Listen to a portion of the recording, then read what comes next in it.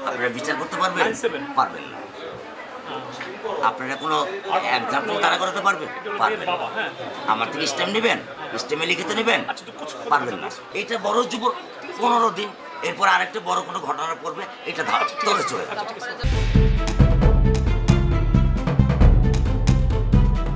বাংলাদেশে ধর্ষণের মতো জঘন্য অপরাধের বিরুদ্ধে কাগজে কলমে কঠোর আইন থাকলেও বাস্তব চিত্র অনেকটাই ভিন্ন। নারী ও শিশু নির্যাতন দমন আইন অনুযায়ী 180 দিনের মধ্যে বিচার শেষ করার বাধ্যবাধকতা থাকলেও অধিকাংশ মামলা বছরের পর বছর ঝুলে থাকে। বিশাল মামলা জট, ডিএনএ ও ফরেনসিক রিপোর্টে দীর্ঘ বিলম্ব, রাজনৈতিক প্রভাব, ভুক্তভোগী সাক্ষীদের ভয়ভীতি, বারবার সময় নেওয়া, উচ্চ আদালতের স্থগিতাদেশ কিংবা আপোষের চাপ, সব মিলিয়ে অনেক ক্ষেত্রেই বিচার প্রক্রিয়া কার্যত থমকে যায়।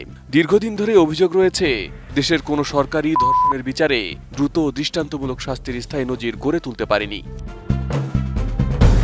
কিছুদিন আগে শিশু আসিয়ার নির্মম হত্যাকাণ্ডে ক্ষোভে ফেটে পড়েছিল গোটা দেশ।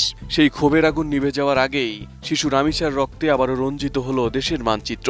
একের পর এক নিষ্পাপ শিশুর ক্ষতবিক্ষত দেহ সামনে আসতেই সামাজিক যোগাযোগ মাধ্যম থেকে রাজপথ সবখানে জোরালো হয়ে উঠেছে একটিই দাবি: ধর্ষকের দ্রুততম বিচার এবং জনসম্মুখে শাস্তি নিশ্চিত করতে হবে। উন্নত মানের কাঁচামাল আরআইএল অ্যাঙ্গেল এন্ড চ্যানেল, এখন কাঠের দিন শেষ, আরআইএল এর বাংলাদেশ। বিশ্বের কিছু দেশে ধর্ষণের মতো অপরাধে দ্রুত ও প্রকাশ্য শাস্তির নজির দেখা যায়। সৌদি আরব, ইরান, ইয়েমেন বা আফগানিস্তানের মতো কয়েকটি দেশে প্রকাশ্যে মৃত্যুদণ্ড কার্যকরের ঘটনা আন্তর্জাতিকভাবে আলোচিত হয়েছে। উত্তর কোরিয়াতেও বিভিন্ন অপরাধে প্রকাশ্যে ফায়ারিং স্কোয়াড ব্যবহারের অভিযোগ রয়েছে। এসব উদাহরণ সামনে এনে অনেকের দাবি প্রকাশ্য শাস্তি সম্ভাব্য অপরাধীদের মনে ভয় তৈরি করে এবং অপরাধ প্রবণতা কমাতে ভূমিকা রাখে। তবে প্রশ্ন হচ্ছে, বাংলাদেশ কি আদৌ এমন শাস্তি কার্যকর করতে পারে? বাংলাদেশের সংবিধান অনুযায়ী কোনো ব্যক্তিকে নিষ্ঠুর, অমানবিক বা লাঞ্ছনাকর দণ্ড দেওয়া যাবে না।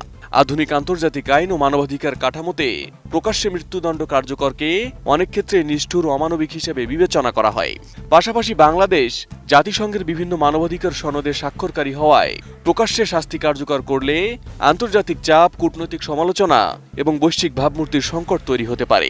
ফলে জনমনে দাবি জোরালো হলেও বর্তমান সাংবিধানিক ও আন্তর্জাতিক বাস্তবতায় বাংলাদেশে প্রকাশ্যে মৃত্যুদণ্ড কার্যকর করা অত্যন্ত জটিল।